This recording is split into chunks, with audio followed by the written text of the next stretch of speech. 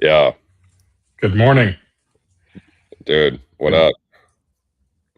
What up? What up? I'm gonna do a quick post on LinkedIn since this is a last minute Freight Gong Friday. Well, at least it is the last minute one for me.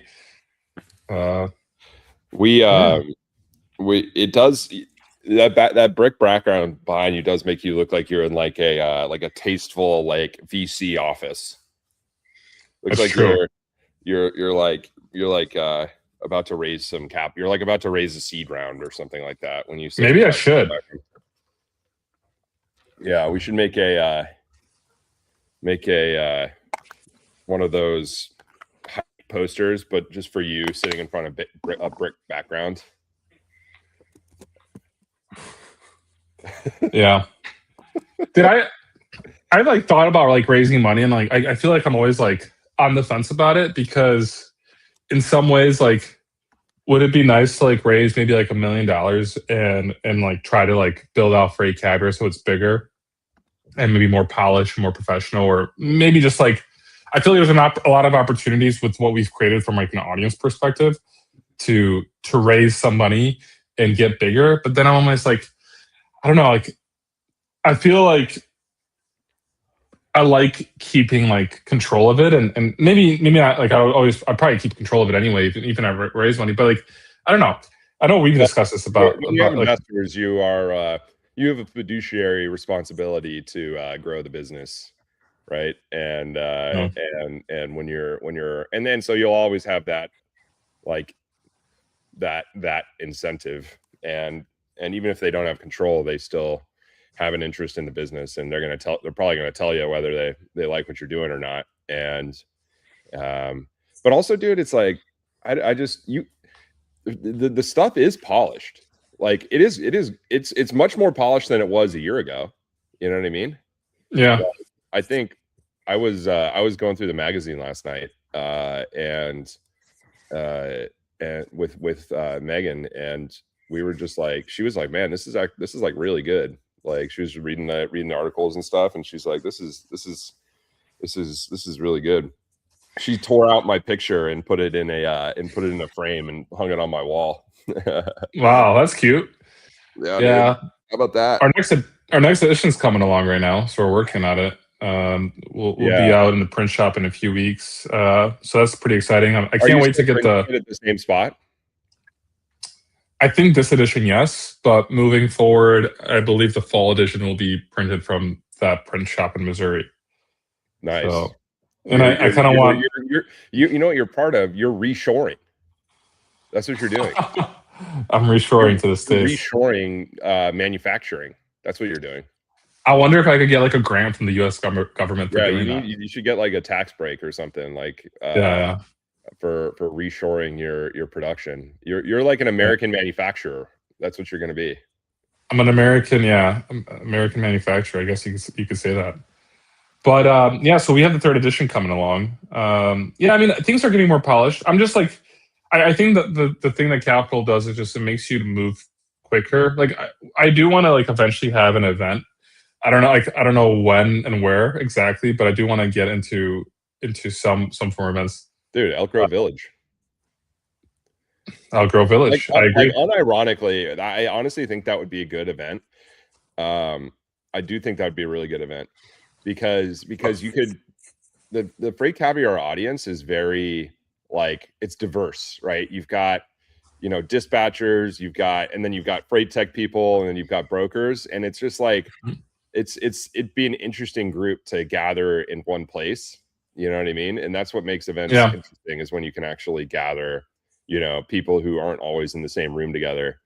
Like, for I think sure. you could really put together an audience that would be much different than your typical, freight conference, which would make it a breath of fresh air. And I think you have a serious opportunity to do a sauna breakout session. You know what I mean? Like Yeah. an offsite, like a field trip to like the Chicago Sweat Lodge or something like that. Hmm. And maybe you call those guys, and you just like, maybe the event is there. You just rent it out. Like, can you It's rent out the Chicago? only for men. Oh, I guess that would be. I guess that's. Yeah, I guess perhaps that's a problem. But Well, I mean, But 80% there's a of the co-ed one, isn't industry there? is men. There is a co-ed one. The one that Kevin Nolan went to, not with us. Kevin Nolan went to the one that's, I think, called Is it Energy Sky? or Sky Yeah. Lounge. Yeah, Sky Lounge and Spa. So that one's co-ed, and that one's a little bit bigger too. So there's a little bit more room there. Dude, I'm actually going to be in Chicago next week. I'm a buddy of mine's getting married, Okay. and I gotta go. I gotta go to his wedding. And Is that last minute? my decision to go was kind of game time, but he's a good college buddy. I haven't seen like my college friends in one place in many years, and so he made the effort to come to our wedding and was like, you know, gave us something nice gift, and so I'm just like, dude, I gotta show up. So I'm going. I'm excited, but so I'm flying to Chicago on Thursday. I don't know if I'm gonna have any time for a swing through Elk Grove Village, but like I need It's to. worth it. I think we just need like I just want to spend time there. You know what I mean? My buddy, one of my college buddies, his dad is like those like Chicago tamales. Like if you go to like Of course. a hot dog stand, they sell the Yeah, Chicago tamale. of Or you go to course. Portillo's and they sell them, yeah. And Yeah. his company's called Supreme Tamale. Like he Okay. manufactures tamales for like all the hot dog stands and shit, and like delivers them on like a box truck, and to Portillo's like around the city. And his production facility is in Elk Grove Village. And Well, there you go. and when I found out, I've actually visited a couple times in college. That was before I knew how awesome Elk Grove Village was. But I need to make it back out there and just see what's going on. I haven't been in a while.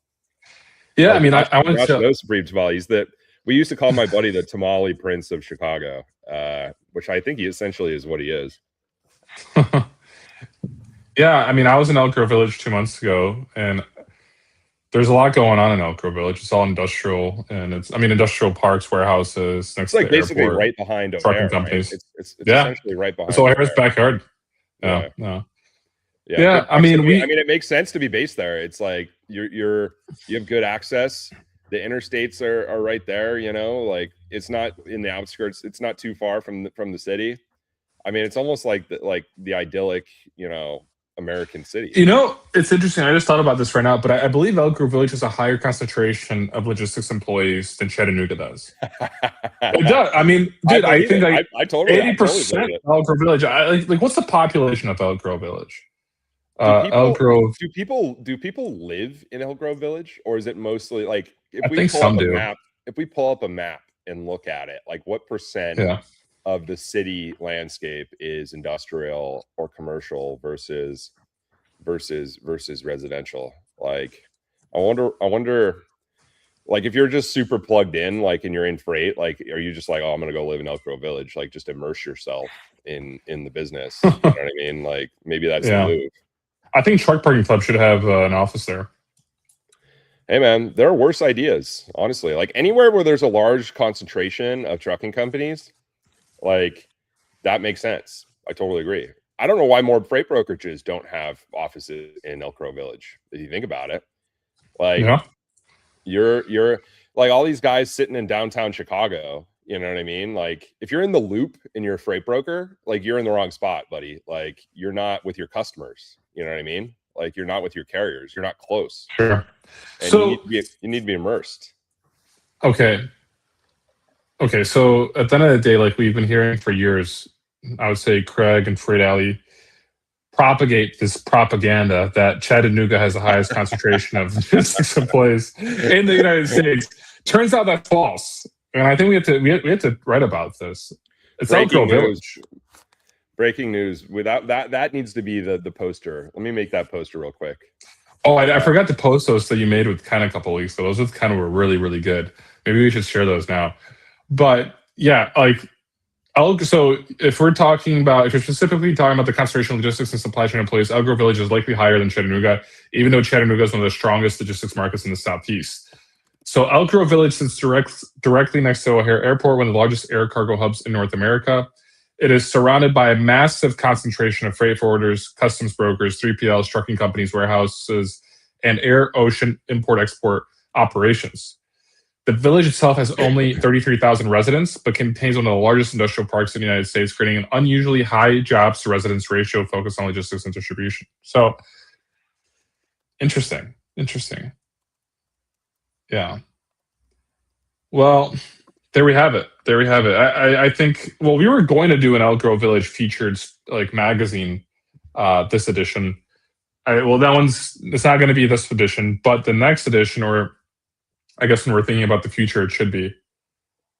I mean, it deserves it deserves its own issue. You know what I mean? Like it deserves the cover. Josh is saying Elk Grove Village is not business friendly. Then we have Paulie's saying Elgin and Hampshire is becoming a new Elk Grove Village. Bookmark this. I believe it. There's a lot of trucking companies moving from Elk Grove Village to Elgin. It's cheaper. It's a little bit further away, but it's cheaper. Bensonville as well. Who is the biggest trucking company based in Elk Grove Village? Who is it? The biggest trucking company? Yes, just see what ChatGPT says. What is the biggest EGF? Or who is, I guess. But okay. So John. There you go, dude. Chemco Trucking. So one of the better known Chicago area drayage and intermodal carriers. Chemco. Dude, that's funny because Chattanooga is Kenco. Yeah. There's Merck's Global, which I believe they restructured, I think, last year because they were really big, and I think they filed for bankruptcy and restructured, which I think was Chapter 11. Tox Trucking.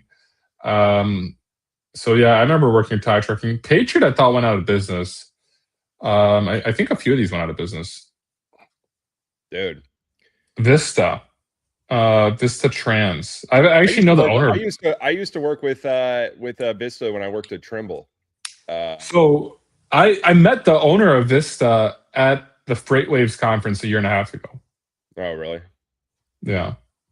And he actually wanted us to do something. MGR, I think, still exists. I believe MGR still exists. To him? I remember that name. I don't know what happened to him though. Yeah, the MGR was the worst. I mean, they had so many freight guards. It was crazy. MGR, I don't think. I remember Amerifreight. Maybe it did. I remember Amerifreight. Amerifreight. Oh yeah. Yep. Yeah, they were Elk Grove Village. Damn, dude. We got to pull one out for some of these companies if they're no longer around. You know what I mean? Yeah, I think a lot of them restructured. Speaking of, do we have a breakdown of like what country of origin that Elk Grove Village is popular for? Like, you know, I feel like there's a lot of Polish carriers like is there a bunch in Elk Grove Village, or are they mostly in? There's a bunch in Elk Grove Village. I think you get all the Eastern European populations in Elk Grove Village. You get a lot of Serbians, you get a lot of Polish, you get a lot of Ukrainians. You get it's like a melting pot, I would say. I mean, okay, so Elk Grove Village is a little Serbia essentially. It is essentially a little Serbia. I agree with that. Polacks moved out from here, so I guess some Polish people moved out. There used to be a lot more Polish people, and like Elk Grove Village was also great for consolidating freight, and I think it still is for consolidating freight. So you got a lot of warehouses, carriers with warehouse space. They move around the freight. I think that. Yeah, there's definitely been a big change over the last few years, maybe in terms of who's out there and how it all looks like. I don't know, but it's curious. We're getting a lot of comments today from Josh, Paulie, and John. So I think it's quite interesting. Arrow. Paul, didn't Arrow? I think Arrow moved. They have a new. We went to Arrow together. Yeah, that was in Villa Park, wasn't it? That was in Villa. They moved. They were in Elk Grove Village and they moved to Villa Park. Okay. Yeah. Speaking of consolidating, we just bought a forklift here in Chattanooga, or excuse me, in Ringgold. Okay. So we have a forklift now, and Cadence is Lithuanian. By the way, sorry. Go ahead. I have to learn how to operate it. Because we relocated one of our field team guys down here, so we're bringing a bunch of signage and shit into our warehouse, and so I got to learn how to operate the forklift so I can unload flatbeds that deliver this signage that we buy. Okay. So I'm gonna be Noah's actually forklift certified. He got a fork. We have a couple people in the area that are forklift people. So I gotta. That's impressive. Yeah, dude. We're about to be. We're essentially asset based over here now. Asset based. Yeah. You should get into consolidation, I think, or That's at least what I you was should. thinking about. That's what I was thinking about. Yeah. I mean, we don't really use our warehouse, right? Like right now, because our truck is in the shop, so the truck's not in the warehouse right now. So the warehouse is empty. I mean, if you need, like, if you're in, maybe you need like a load shift or you need a rework, maybe you just swing through the clubhouse and we can do some of that. You know what I mean? Sure. But I think you should market that more. Here. Oh yeah, Price Right. I don't think it's owned by Will Kerr. Sorry, Will Kerr. I think he was just made the CEO of Price Right. Shout out Will Kerr. He's got the harshest voice in the freight brokerage world. I actually have a funny story. I interviewed him a few years ago, and we have a funny story about him going to Elk Grove Village when he was like a junior broker, like junior carrier sales rep at Echo. And I got to pull it up because I have this clip here somewhere. I'm gonna pull this up because it's actually really funny. Will Kerr, Elk Grove Village, Edge Logistics.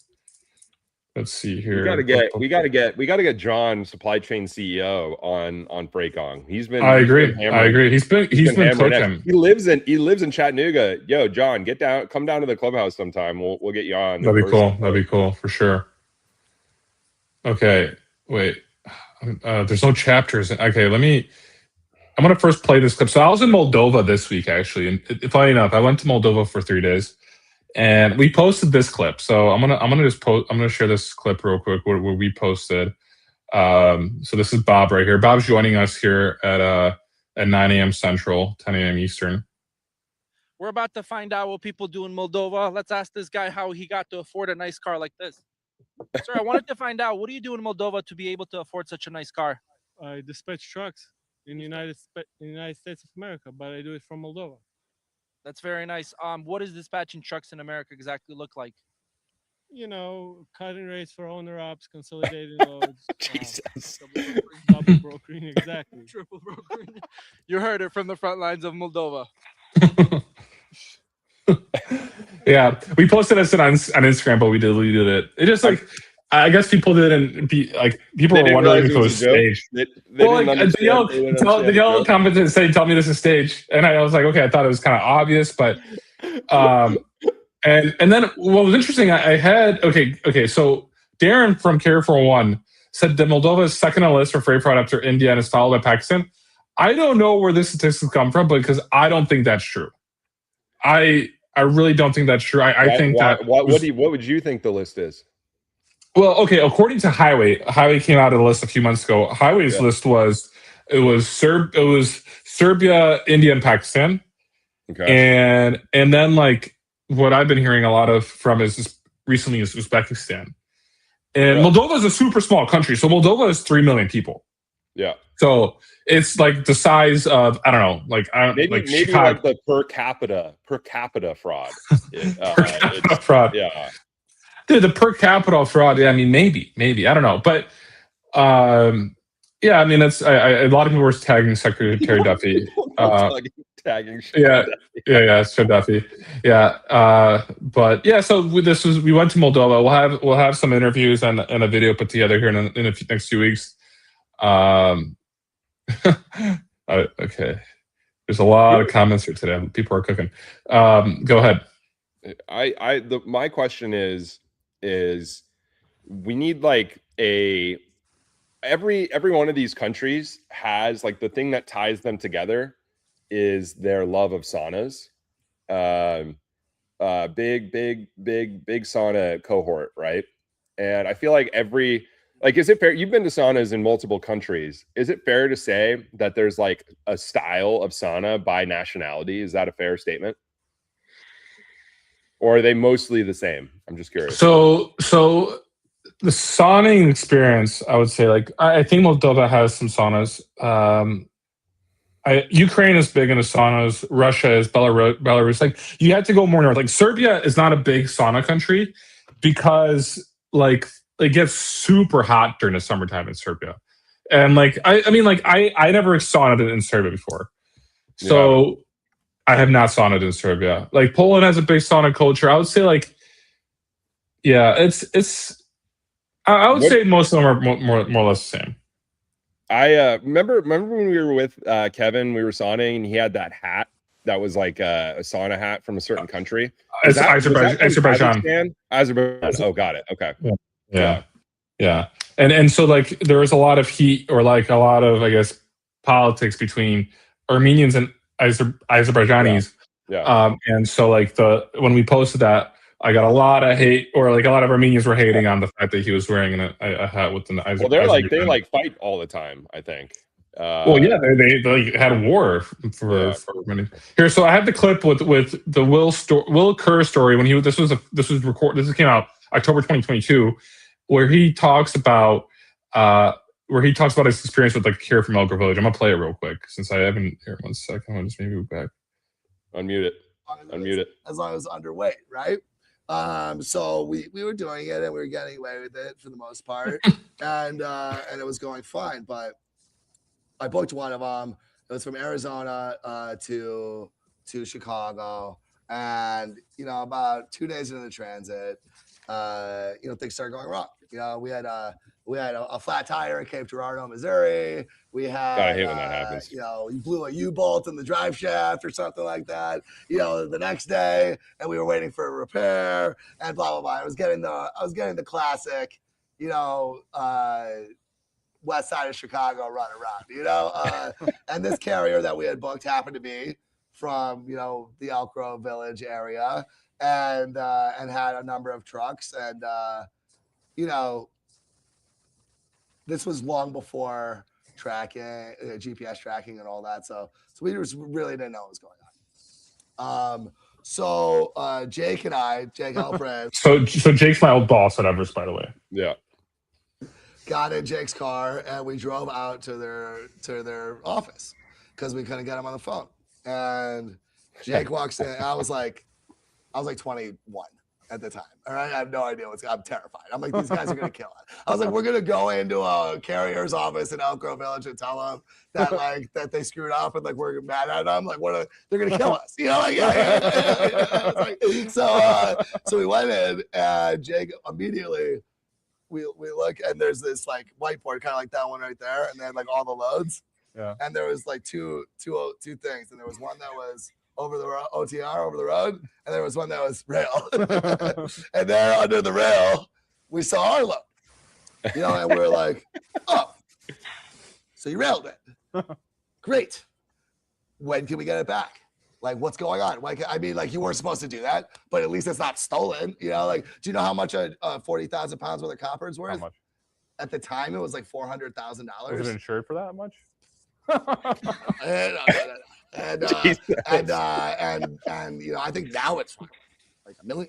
I don't know, but what happened was, remember how I told you how they loaded the truck? They had on the axles, blacked and braced. Sure. So when they took it to the choo-choo train, and the geniuses had put the cables on the trailer to lift it off the box and put it on the rail. They lifted it up in the air, and the trailer split right down the middle, and the two coils slammed together, and the trailer ripped in half, and then they fell out the back of the thing onto the ground. And it was like a catastrophic disaster at the rail yard. So we were like, oh my God. And it took, I don't know, a couple months to get the freight back. And we had to basically, not me, but the customer rep had to call the shipper and explain, what had happened and where the freight was and all that. God, that's not a fun that phone was call the to make. worst load I've ever had. It took about 10 days to figure out what was going on, learn what happened, and then another like 2 months to resolve. And that's just a lesson of don't rail freight that you don't know what's in the trailer. Only certain types of freight can go on the railroad. Yeah. And I actually blocked and think brace this points out coils a are- very important point. Like the consolidators and the railers, if you think about it, they are the ultimate optimizers of logistics. You know what I mean? Like Efficiency. it's peak efficiency. It's like Yeah. we don't want to leave space empty. We want to move as much freight as we can through our system, and we want to do it as efficiently as possible. Yeah. If it weren't like done without people knowing, there's no problem. You know what I mean? There's no problem. The problem is there's a lot of shippers who think they need dedicated when in reality they don't actually need a dedicated truck. You know what I mean? And if these guys just had, maybe a more polished sales team, I think they could be above board, and it'd be a great business. Perhaps somebody has tried this. I know there are like legitimate, like a partial carriers who essentially do that, but like, yeah, I just think that there's a lot of shippers who are like, no, I don't want to partial it. Like, I've got 13 pallets or whatever, like just give me a full load. And especially when the market's soft and they can just get a truckload because rates are cheap. It's like, yeah, great. But like now, like, I just wonder what's going on now. Okay, I'm just gonna be honest. I think a lot of companies that believe they're getting dedicated trucks and they're not shipping full truckloads they're not being shipped dedicated. At the end of the day, like when a carrier sees half the trailer empty and it's a light load, he's gonna fill that empty trailer. At least, I mean, to his best ability, right? Like if there's no loads available, if it's going from Omaha, Nebraska to Sioux Falls, South Dakota, probably not going to have anything else in there. But if it's going from, let's just say, I don't know, Miami to Chicago, they're going to pick something up along the way, right? So I think that just a lot of companies don't understand. Like it's just there's always things that are going to get consolidated. And I've said this many times before. Like I think the problem is the lack of transparency. But when it comes to like, okay, and the fact that like often these loads get delivered late, and that's like a big problem. Obviously, like you want to provide good quality service. So I think that those are the problems. But when you look at it from like the point of view, okay, they're being more efficient. They're also it's more eco-friendly. It's the truth. Like, hey, you're going to rail the freight or you're going to consolidate the freight. It's good for the environment, and that's essentially what Flock Freight raised hundreds of millions of dollars on. So yeah. If you get but the point is if you get a call, if you've got a Chicago area load going to Stockton, California, and you got it posted on the board, and a carrier from Elk Grove Village calls you and agrees to take the load for the posted rate, you've got a problem, right? Like, one, carriers don't take the rate that is posted for, right? Number one. Sure. And number two, as long as it picks up in time and delivers in time, and nothing that is damaged, do you have a problem? No, you don't. Yeah, I mean, but it's like, you're right. But to Will's point, it's like, they drive. The reason people don't want freight parcels is because they don't want other people handling it. You know what I mean? Like they don't want some jackwagon putting a fork through a pallet. You know what I mean? And every time a pallet is moved, there's that risk, right? And especially if it's like stuff like coils or like other types of freight that's perhaps a little more difficult to move around and it's heavy. It's like that makes that you probably shouldn't. I don't know if I would be really wanting some Joe Schmo who might not be forklift certified, driving around in some rinky-dink warehouse in Elk Grove Village, like picking up my copper. You know what I mean? Well, okay, so Paulie just posted like Bolingbrook, San Antonio, 10,000 pounds. Kellen just posted LOL 1-to-1. So like that load is going to get partial unless it's plastic bottles or cans, and like that's not a full truckload. It's going to get partial or double stacked. Like, and that's the reality of it. 10K. Well, here's the thing. I think it's 10,000 pounds. Or no, wait, $10,000. Oh, Never mind. Wow. Really? That doesn't- Okay. that Sorry. doesn't- I thought it was 10,000 pounds. That's what I was assuming it was. That But- load is probably a 1-pick 15 drop. In reality, like you're gonna call them and they're like, sorry guys, it's actually 10 stops, and we couldn't update the posting. Here, I'm gonna bring Ed on real quick. Give me 1 second here. I'm gonna turn off my. I know Ed's got something to say about consolidating freight for sure. Big dog. We What's can't up? hear you. We can't hear you, Ed. We can't hear you, Ed. We can't hear you. Got some audio problems, difficulties. There we go. It works. Keeping me back there talking about load boards backstage, like I'm sitting here chomping at the bit. All right. We're talking. You know what we're talking about. Where do you want to start? What does the load board look like in a couple of years? Like where does this go? Like we're talking about rates, partials. How does like the Supreme Court ruling? How does like the consolidation in the industry impact the load board and how we source freight? Yeah. So Paulie thinks it's Highway and no more debt. And Ed, you just left Highway because Highway acquired your company. Yeah, that's correct. So Highway's doing some cool things in terms of compliance and capacity, and they're kind of at the intersection of a couple of the no pun intended, but they're at the intersection of a couple of these different crucial procurement components that position them very well to help folks find capacity, but find trustworthy capacity. So they were essentially looking for how to get into their entry point into load boards. We had Neutral, which was a digital freight matching platform, and all of the integrations and the connectivity behind the scenes that plugged very, very well into their ecosystem.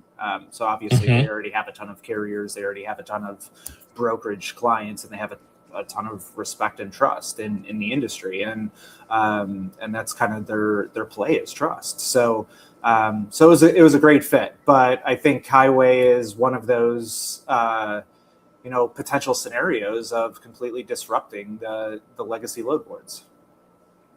It makes total sense that they did this, right? The hardest part about building a load board is aggregating carrier attention, right?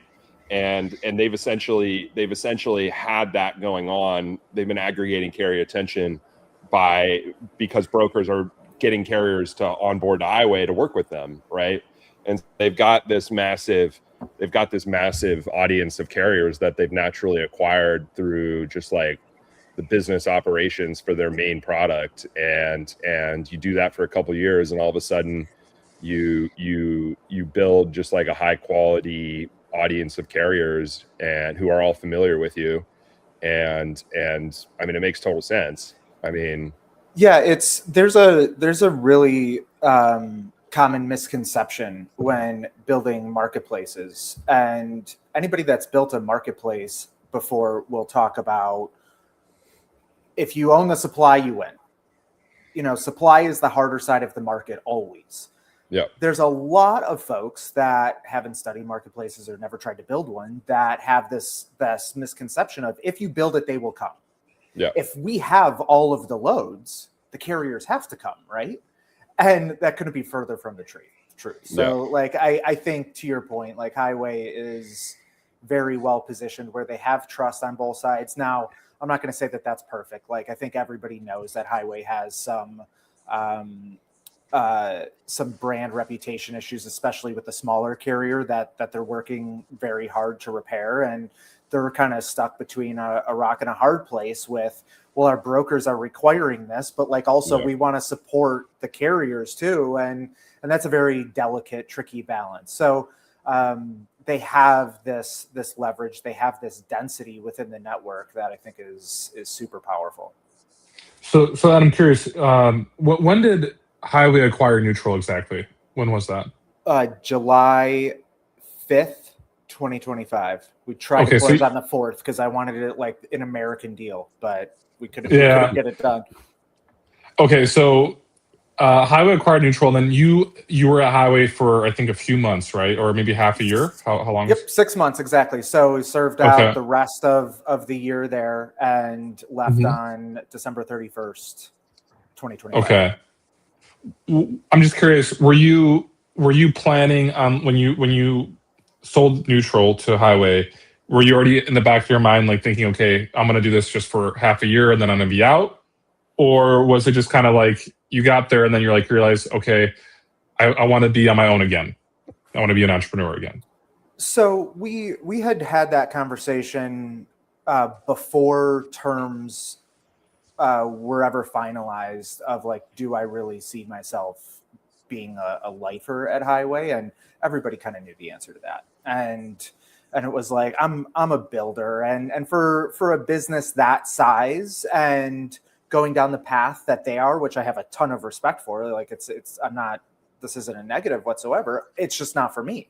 And they're doing something really cool. But in terms of like the scale of that size business, I want to be able to be a high impact influencer and especially around product. And they're just too big for any one person to come in and have that type of say and influence. So, so I knew that wasn't the fit for me, and they did too. And I've had a relationship with those guys for years, so they know me, and they're like, come and help us for a bit, but like we all know what's up. So it was very, I would say, copacetic from the beginning, and went in, did everything that I could to transition the product, help with new customers, get the sales guys up to speed with really understanding what is digital freight matching, load board. Like this was a product that was a little unfamiliar for them. They had been selling compliance tools this entire time, and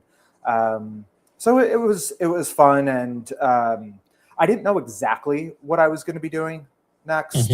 I had a couple of different options, and that included like a brokerage roll-up play. So we were really thinking about going out and buying 5 to 10 brokerages, and got very, very deep into those conversations and had financial backing. And that was super interesting. What happened was I went and started talking to some brokerage owners, and I was like, holy shit, like, I don't know that I want anything to do with this. Like, this is it's like brutal. Trying to convince them of where their career goes from here is like probably not the play for me. And and that's really difficult because I don't want to tell somebody or try to convince somebody to sell something that they don't want to. So it was like, I have a ton of respect for founders and business owners, and that's just something I didn't really see myself doing long term. So it was good. Everybody was on the same page. Sure. I've had like an individual reach out to me, like an older individual who like knows a lot of investors, and this was a couple years ago, and he was saying that he wants to do a roll up of like 5 to 10 brokers, and like, you know, he's reaching out to me to see if I could help him identify brokerages that would want to be acquired that are like probably between the $5 and $10 million range in revenue, maybe bigger slightly. But it's interesting because it seems like there are like obviously people thinking that way, right? Like I think if you look at Fura is one of those brokers that did a lot of roll-ups. But it doesn't seem like, besides Fura, I can't really name anyone that's like really doing these kind of roll-ups. Although, like, for example, like there was that merger between Everest and Simple like last year, so that was like that happened.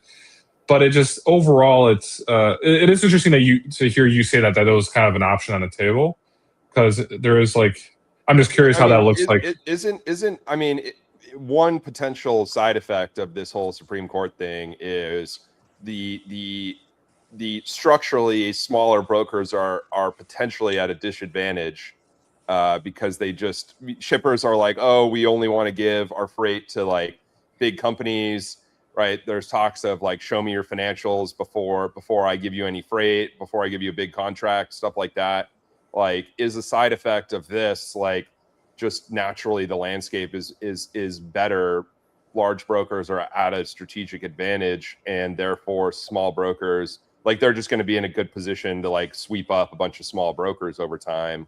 Like, that's one potential ramification of this. Is it not? I mean, I think consolidation in this industry because of that ruling is probably inevitable. You're going to have a lot of folks, and for two reasons. Like, one is risk reward.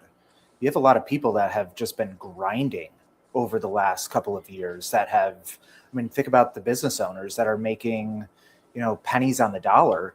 They may have a $10 million brokerage. They may have a $20 million brokerage, but the actual bottom line net revenue EBITDA numbers out of those businesses are not massive. So after you pay your carrier reps, after you pay your sales reps, after you pay your ops people or your, happy robots of the world or whatever the heck you're using, your TMS providers, the margins, the bottom line profit on those businesses, it's brutal. So how much risk are you willing to take on with something like this and having something go wrong? So I think that there will be a lot of folks that just don't have the risk appetite.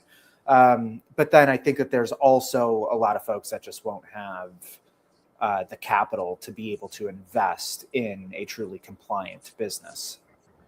And so one thing I'm curious about is, obviously, and perhaps, you just briefly overviewing what you're working on now. I have some idea based on our conversations historically. Why don't you just do that first, and then I have a follow-up question based on what you're doing. So what I'm doing right now is I'm aggregating shipment level data to aggregate it and give leads back to brokers. Our target customer is mid-market, larger brokers. There's a CRM, there's shipper intelligence, and our mission is really to be able to see and predict every single truckload in the US. So it's quite ambitious. We have to partner with a variety of different sources to be able to collect this data. But step number one is really, let's see every single shipment in the US. And once we see it, we'll have a much better idea of how to predict it. But it's having us be quite creative with how we're obtaining this data, because it's hard. So I knew I probably about 6 months ago, maybe January or so, is when kind of this maybe it was later, January, February, is when OpenClaw and all this stuff was exploding, and you were buying Mac Minis and creating carrier rep agents and shit like that to run locally on these computers. And I'm just curious, were you ever I'm gonna figure out how to build an automated freight brokerage? Was that ever something that you thought you would do, or were you only ever I just want to sell this solution to freight brokers? Tough question. So these conversations or these ideas of the brokerage roll-up and Optimus, which is the shipper lead generation source, kind of blended for a bit. And that was, my background is go-to-market, building go-to-market teams. I did that at Redwood and then at Transfix. And I love building out sales teams and having those, coaching and writing the playbook for how to be successful and how to close new customers and generate more revenue. So I think that there's a lot that kind of intersected or converged between the brokerage roll-up play and an Optimus. But I think that conversation or that thought, that idea of doing a digital or automated brokerage probably lasted 2 minutes. I think building the technology for the folks is way more fun than being a broker itself. And if you think about it, say the hardest part about selling tech to people is getting them to actually use it properly, right? And continue being customers. And to me, it's so the idea of an automated brokerage is it almost building out the tech. It's so custom specific to every brokerage is different, right? And being able to slap on a one size fits all automation is very difficult. You know what I mean? And so therefore you need to build like a non-opinionated system about how the company is structured and how they operate, right? And so you're almost like necessarily watering it down, like as you try to build a product that fits to a customer base. And you might pick a certain cohort. You might say, oh, it's only for split models and whatever. But at the end of the day, like there's so much nuance that like it's hard. And so I've always thought like, if I were trying to do it, like why would you not do what Convoy did, which is essentially like have a brokerage and like you build the tech for yourself. And obviously, well, we know how that turned out, but on the flip side, I was at Transfix for almost 3 years. I was employed Transfix at essentially did that. which was exactly the same business model as Convoy. Yeah. Like we were a digital brokerage, and Mhm. Transfix was able to survive all of this, and they wound up selling their brokerage to NFI about a year ago or so. Yeah. Yep. And they took their tech and they retained ownership of their tech, and NFI saw their tech, their TMS and their underlying automated platform. And they're like, we want this. Like, not only do we want all the freight, but like we want your operating system because this is Mhm. far better than anything that we're on. And Yeah. so I think, that's essentially what Transfix pivoted to is like, screw this whole freight game. Like we don't want to be a broker. We don't want to be an operator, but at the same time, like there is a ton of value in the automation that we've created. Yeah. No, for sure. I mean, I talked to Jonathan in April and we discussed this a lot. Like they spent so much money building out this very powerful TMS for their customers, because back then they were also a brokerage. And it's difficult to also build a brokerage and then sell the tech to brokers because, no brokerage actually wants to work with a tech provider that competes against them. And we've seen various examples of that. Like for example, was it just Wave TMS Zoom that just went out of business a couple of months ago? And so people like thought for some reason that this would work. They raised a lot of money, didn't end up working.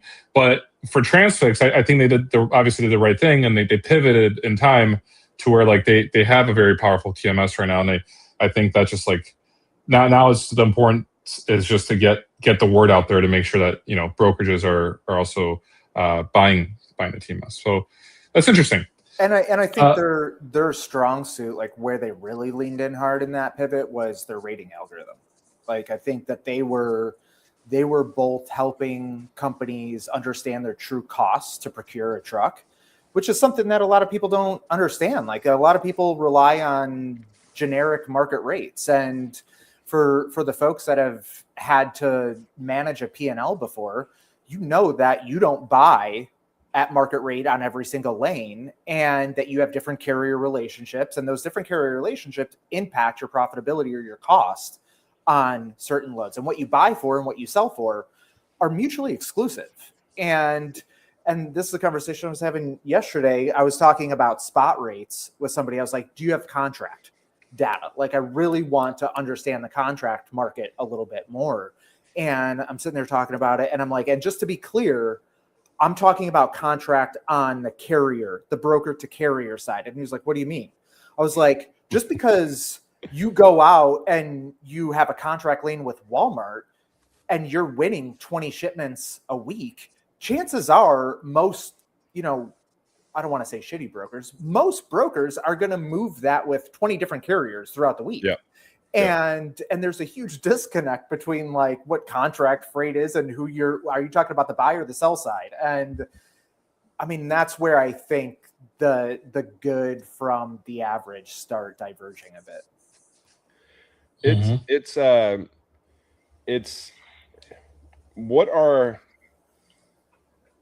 Somebody is going to figure out how to do an automated broker, right? Eventually. Do you think so? Now, 100%. I do 100%. By automated, define automated. I think somebody's going to figure out how to literally from literally just take both sides. Like, look at a split model. All a split model is a bunch of guys and gals sitting in a room, like doing different workflows, right? One person calls the shippers. They understand the capacity capabilities of the carrier base, and they go and take that information and they go out and try to find freight to match what they've got, right? And if they don't have capacity for a lane, they might bid a little higher and they might say, hey, carrier team, go find these people. And then the carrier people take all that information, then they go find all the carriers, and they all have knowledge about, you know, the carrier landscape and their relationships and their ability to service certain freight. And all of this information is essentially, and then it's just literally communication between the parties to coordinate the moves.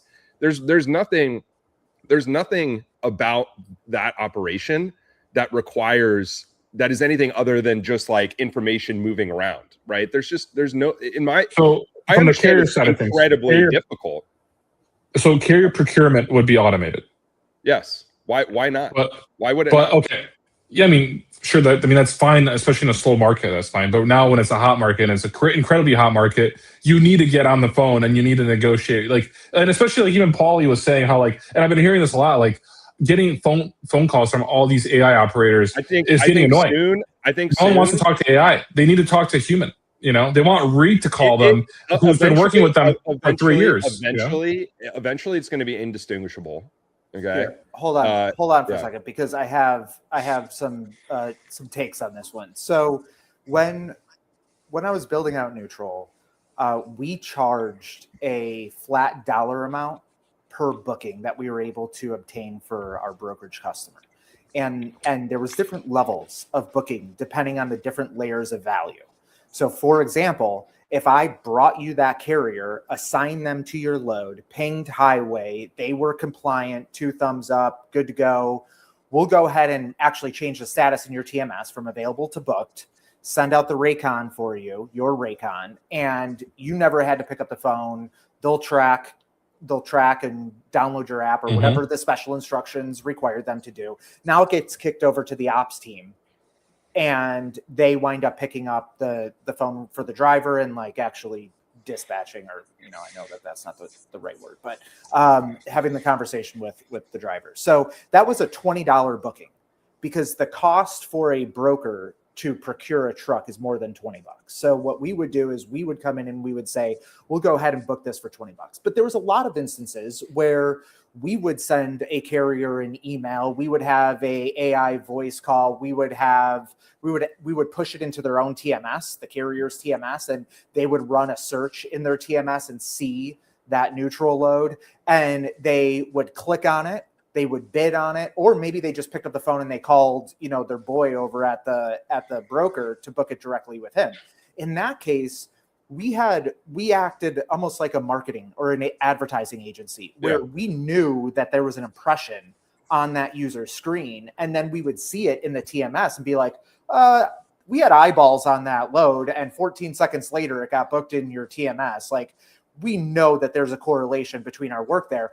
Don't pay us $20 because you still got to pay Bob at the brokerage, but give us $7 or $10, and we'll push you leads and carriers based on that. So we saw, especially once we introduced AI calls, and the premise of the AI call, which are pretty expensive, like all things considered, like it's still not cheap to mass blast carriers, but we had different levels of confidence of when and where to reach out to somebody.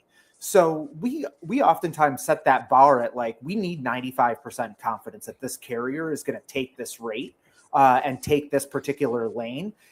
And if that's the case, go ahead and trigger the bot. And our success rate on those 95% confidence was closer to 99%. And it was because we saw that carrier doing that lane all the time, or we saw that broker moving a ton of freight with that carrier. So even if somebody forgot or didn't pick up the phone and call their relationship, the AI bots are still great at that. And there's already an existing relationship there. So in a lot of cases, like that got us up to 20 to 25% of loads being automated for our clients, which is not like sitting there saying carrier reps are out, but for sure. And I agree with you. And I think there's specific use cases where obviously it's very useful to utilize that, because what you were doing is you're kind of figuring out which carriers have a high probability of actually taking this load. Whereas like for me, it's like, especially when the market's extremely hot right now, it becomes more and more difficult because carriers have a lot of choices. And I think in slower markets, that's a lot more, I guess, easier to do. And now with a tougher market, it still would work, but not to the degree where like right now, like brokers who especially are fixated on the stock market will be very successful with that. You actually 100%. like.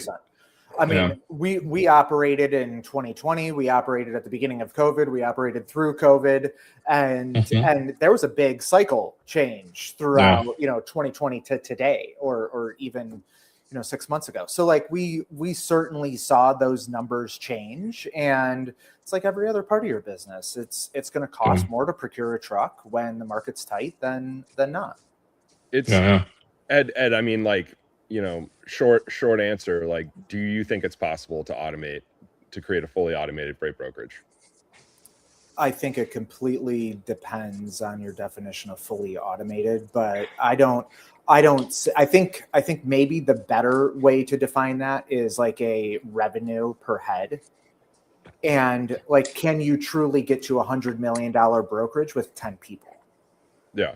And have some sort of like standard definition about what that looks like. But I think, $10 million a head would be far-fetched, but I can see a world where that's probably, $2 to $5 million per head of business.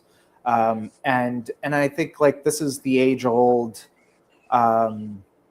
example or analogy of a lot of this automation is like travel and travel agencies and Expedia and these aggregators wiped out the travel agents where a user was able to go on. But like me and my dad, we're trying to get to Scotland sometime in the next couple of years while he can still play golf and travel. And we want to do that together. That's not an Expedia type situation. Yeah. Like that's highly nuanced and specialized. And we need a human that knows what they're doing on the other side. Yeah, it's much more complicated than just booking plane tickets and a hotel, right? 100%, it's coordination of the itinerary. It's where are you going? It's what do I have access to the golf? It's who's going to drive me around. It's where am I going to eat? Yep. That's like a much more specialized sort of thing.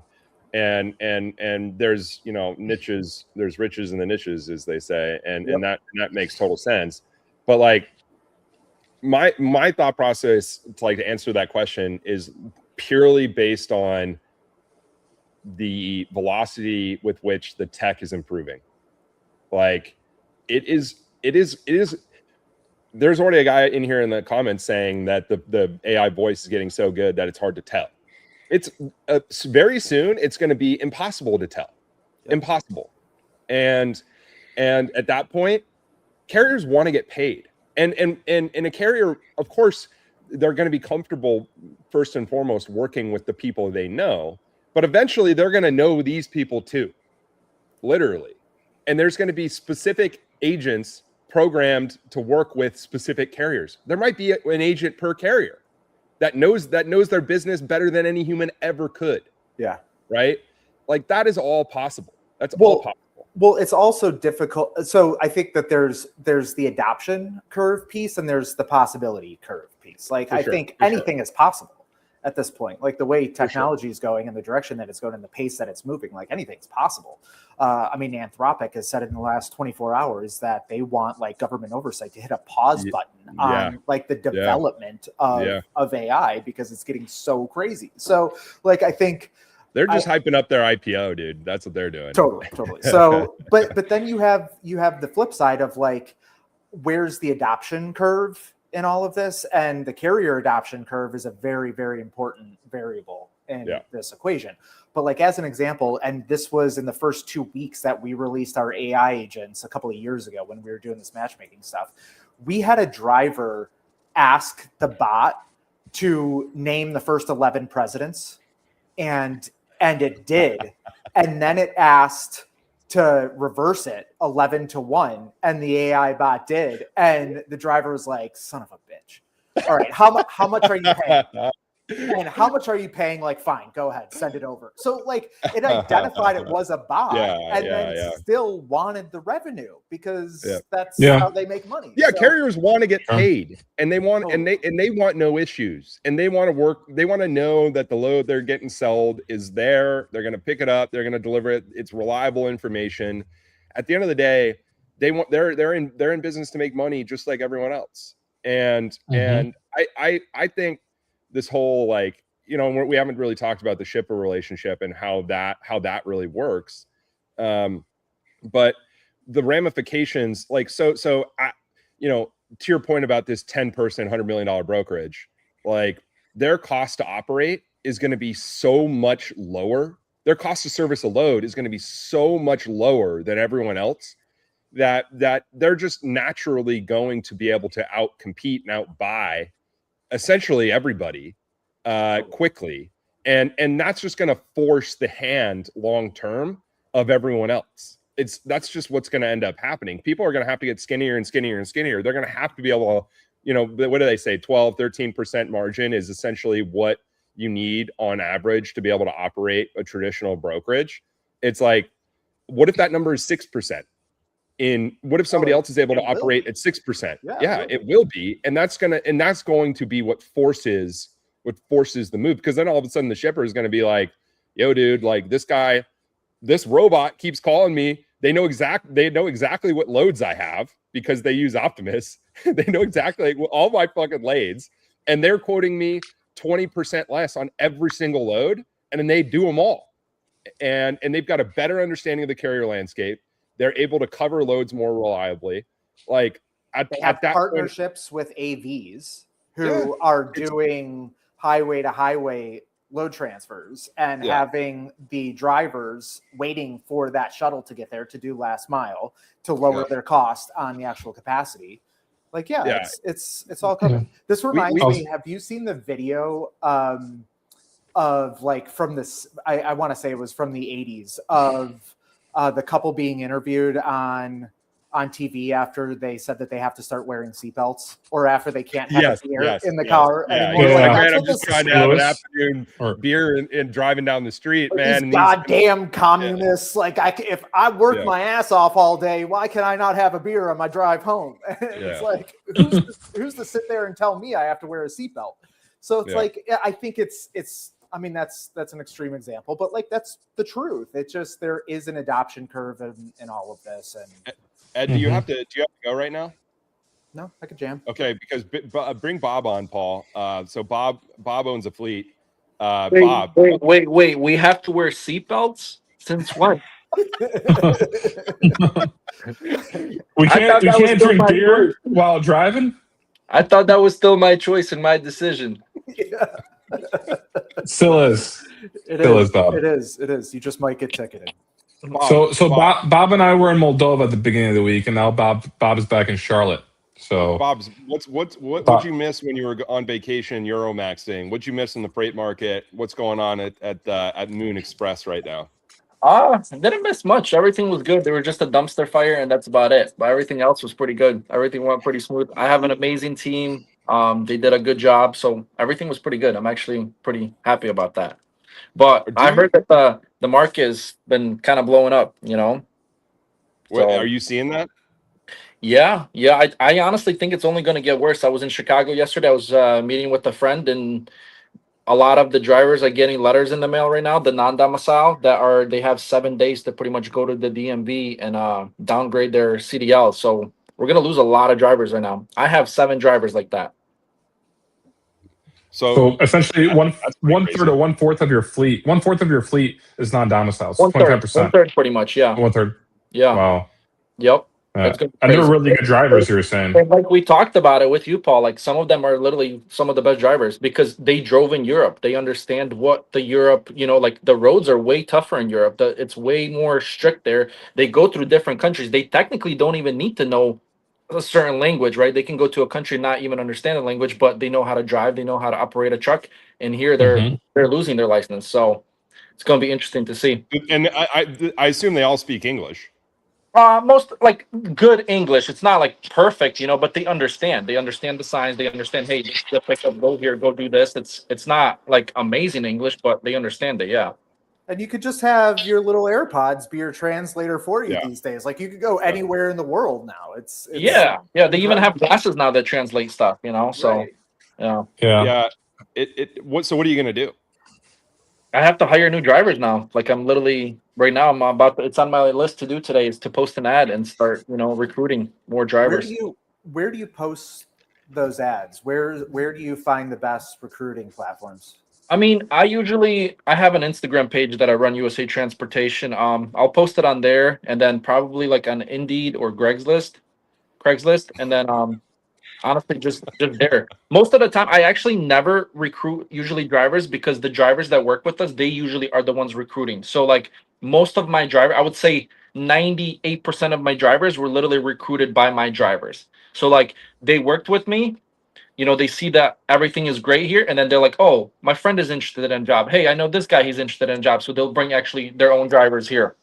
So we've gained like most of the drivers literally through them. Word And of those mouth are, is the best. yeah, I feel like those are the best drivers because they already kind of know what to expect. You know, they come in, they're like, okay, well, my guy already explained to me how everything works, how the operation works, what you guys do, where you guys go, what kind of equipment you have. So there's like way less questions to answer. Bob, a real quick question from Paul here in the comments. Once you have this on highway that you have non-domiciled drivers, most brokers don't even want to use you. Have you experienced that already? Have you experienced that brokers don't want to work with you? No. Okay. I have What not. Honestly, I feel like right now brokers are struggling so bad. We were just blocked with Arrive for I don't know why. I think something with our tracking thing. And then I literally just got an email today that we're unblocked. It's not like we did better or anything, but I feel like they're probably going with capacity. You know? Yeah, they lower the standards when they can't just post a load on dot get 9 million calls. Your boys Right. that arrived. You're the one that we were hanging out in San Antonio last year, Bob. Dude, he just left. He left just Arrive? I literally hit him up yesterday and he just left. So I'm like, dude, what the heck? But he's like, yeah. I think he's going So, somewhere else. Maybe he'll come Bob, work from brokerage. We'll see. Bob, do you get a lot of automated phone calls? Yeah, we do. What does that look like? I mean, it's like I usually don't pick up because if I don't know a number, I don't usually pick up. But they'll just call on like, hey, is this in this truck still available? And this morning, I probably picked up two, and it was like, hey, do you have a truck out of California? And we usually are posting trucks out of California every day. So, but then I just say no, and that we don't have any. Because, dude, right now, from what I'm noticing, it's like the same brokers that we work with, you know, that we've kind of built up a good relationship with, is like I would say 90% or maybe 85% of our freight. Like we're not even really working with new brokers. It's almost like the same crap over and over. Yeah. And that's That what's nice. was a good relationship builder. Right. And I feel like that's what's nice for them too, because we're not trying to like crazy gouge them in a way, you know, like we're just kind of like, hey, the market went up a little bit, we go up a couple $100 and they're very understanding. So we know during the downtimes, you know, they're still gonna pay fairly. And I think that's what kind of that relationship works a lot. And now I think from my side, from the carrier side, I literally had a driver today come in and be like, yo, Chicago carriers are paying 80 cents or 85 cents a mile right now. So I'm guessing like, you know, the drivers will want more pay now because they see all social media that rates are kind of through the roof. But yeah. Yeah. What are you paying, Bob? On average right now I would say it's 70 cents. We have a couple people on 65 still, but everything is 70 and like 72 cents. So like if they do like 600 miles a day, what is that? I'm kind of curious how much is that? $420 times 70. So $420. Wow, 420. That's a good number to make each day. That's why that's the number, dude. That's why. It's reverse engineered. Well, it should be 69 cents per mile then, you know. Yeah. No, I mean, I don't know. We'll see because I feel like that's what's going to be. There's going to be a huge, as a carrier, from a carrier's perspective, I feel like there's going to be a huge demand for drivers in the next couple of weeks or months. I think that there already is a huge demand right now. Yeah. Like it's like a lot of carriers are feeling that way where there's a lot of drivers that are going to be leaving the market. And it's like, where do you get the good quality drivers that are safe, you know? Bob, Yeah. do you ever, has anyone ever called you and tried to sell you like, AI agents or anything like that for your business? We have before. I think it was way more common, but now not really. I usually don't even like talk to that kind of stuff. I mean, Are- Bob, you were telling me a couple days ago that when you get when an AI calls you, you just hang up immediately. Right. That's what you told Like me a couple literally, days I ago. think in the beginning, that's what we were saying. In the beginning, it was like, oh man, this is cool. You could do this, but now it's like, dude, I don't. And I just What hang about up. if Like, as it's an soon as existing customer? Do you have any existing customers that use AI to call you? customers, as in like brokers or like direct customers. Brokers that you're already moving freight with, like in the Uh, example you were talking about, like the folks that you have a good relationship So with. like That we work a lot with Uber Freight, right? And we have a rep there in Uber Freight, and they will call like their automated system will call like the Happy Robot or whatever they use, and they'll just ask for simple updates. We do tend to give updates to that robot, you know. Yeah, That, since you're already on the shipment and stuff, it's not right. they're not trying to sell you a load. Quick Yeah, what update. what about if Uber Freight called and offered you Chicago No. to LA? Like you would No. never. You need to talk to a human to No, negotiate. I would rather. Yeah, I would hit up my rep, and that's it. Hmm. Yeah. Interesting. What do you think needs to happen for that to change? Does that change? Like, is I it don't know. voice quality like- where you can't tell the difference? Is it rates? No, I don't think Is it's it- voice. I think there's got to be like a more human connection or something. I don't know. Like I feel like what I even how I entered, right? Like I was talking about how we have a built up almost like a relationship with certain brokers that we work with. There's something about it, right? You can't really build up a relationship with a freaking AI robot. I mean, I'm sure you can. What if the AI asked you like how your G-Wagon was doing? Like, you don't think that would be like a foot in the door for it to build a relationship with you? That would be a good start. Yeah, it would be a good start. just stored what color your interior was? Disappointed. How is Bob? Good morning. How is your 2022 gray AMG G-Wagon?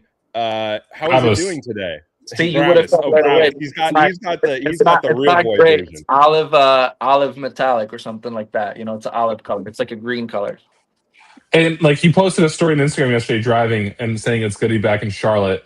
And what if AI could actually watch your story and actually see like, hey Bob, I saw you're driving through Charlotte on whatever interstate they have. How does it feel being back home from Moldova? How was Moldova, by the way? Yeah, that would be interesting.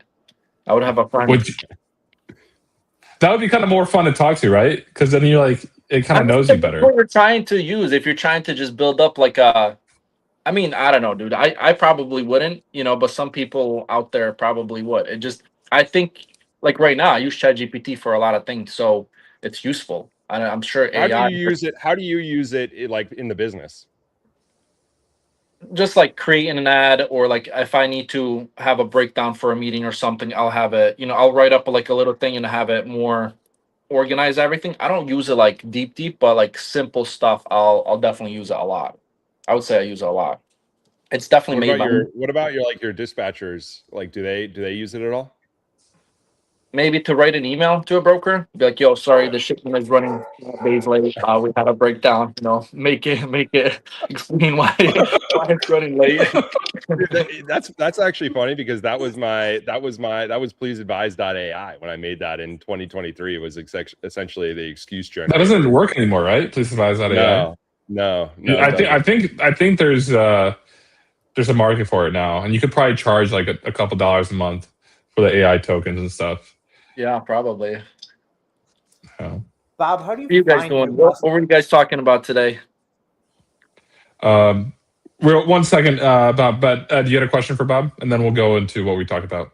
How do you find new customers? Like brokers or direct customers?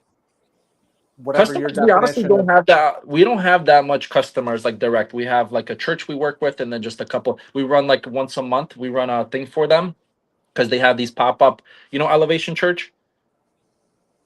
It's like a big church all across it's Pentecost, I guess, where, well, whatever. We do like a project for them once a month. But we don't have like direct customer. We mostly work through brokers, and through brokers, it's just like finding a good load on the load board and just, you know, building up the relationship, saying, hey, you know, we run this lane consistently, and then just building it up that way. Is it fair to say that it's more that your customer base is more reactive to your needs that day or that week where if you need a load out of Denver and you wind up finding that broker on a load board or finding them somewhere and then building up the relationship off of that one specific transaction? Or is it a little bit more strategic where you go out and you try to find brokers who move a specific lane? No, based off of that one transaction. So like if we'll have a driver in South Carolina somewhere, and we need to like bring him back towards West, and then we find a load out of there and it's a good broker and it's a good load, then we usually just kind of keep up that relationship with that broker. But if it's like one off where it's like you're saying Colorado or something that we're not there that often, we probably won't really build up that relationship because our trucks go in a specific route most of the time. Yeah. Bob runs like some specific lanes. Because like Bob runs Charlotte or North Carolina to Cali and back. Yeah. And then you do some more local stuff, right? In like the Southeast region. On East Coast to West Coast. So we'll do North Carolina, South Carolina, Virginia, and then we'll hit Arizona, California, and then we'll do Vegas also. And then just on the way back. And then a few trucks run up to like Minnesota and Ohio, and then also come back straight to Charlotte. It's pretty easy lanes, yeah. Yeah. We before you joined us, Bob, we were talking. So Ed started a company called Neutral. It was like a digital freight matching tool that brokers use and carriers would book freight through. Highway acquired it last year, and then Ed was at Highway for 6 months, and now he started a new project called Odyssey. Ed, is that what it is? Sorry, Optimus. And Optimus is for sourcing for lead generation for brokers. And I guess for carriers as well, right? I'm yeah, so we don't sell directly to carriers. Our customer is the broker, but we have a lot of different partners that resell our tool into carriers. So a lot of factoring companies are putting Optimus in front of their carriers to sit there and find more freight. And we just have two different views. For the broker, we show them shippers. To the carrier, we show them brokers. So that was kind of why I was asking, to make sure that your customer mix was predominantly brokers, because that's exactly what we show to carriers. If you haul, Chicago to LA, our factoring partners and some of our other partners wind up teeing up like what brokers move that lane the most.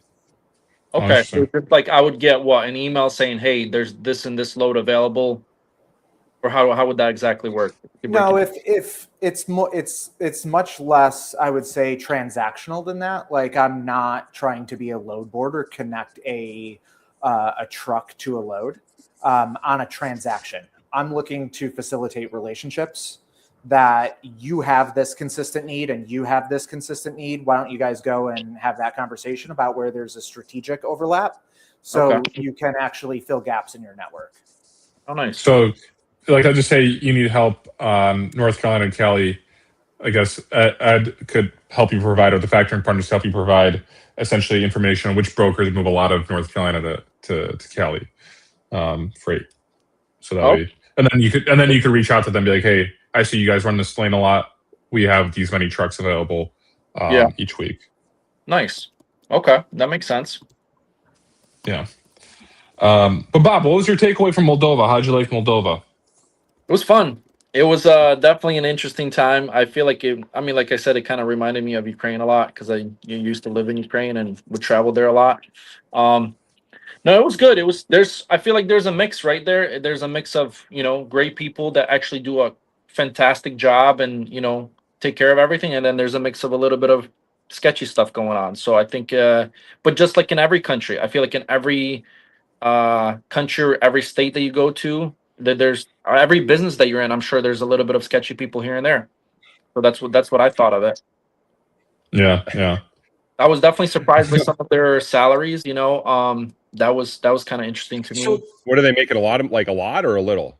Well, okay. Right now, just FYI, everyone we met in Moldova, and because we went there to visit dispatchers, because there's a lot of dispatchers in Moldova. Everyone we talked to dispatches oversized or flatbeds, Conestogas. They do not do any drive-in or reefer dispatching, and as we know, that market is very tight right now. And they work on a percentage basis, so they get gross revenue of how many loads they book. So they typically make 1.5 to 2% of the gross revenue. So let's just say if the load pays $1,000, they make $20 off that. and since the market was really hot in May and April, they've been making like we've been hearing some people were making like 10 to 14K a month. So yeah. That's And big. it was- Is that G-Wagon money in Moldova or no? It's BMW money for sure. Okay. I got think it. it's G-Wagon money for sure, dude. I mean, they just probably, I don't know, don't want to, but you could definitely buy yourself a. But like you're saying, I don't think it's every month like that. I think on average, people still make, $2,500 to $4,000 a month. But yeah, there were some crazy numbers. I was like, damn, maybe I should just move here, buy myself a G-Wagon here. What are the people that are making 10K versus 3K doing different?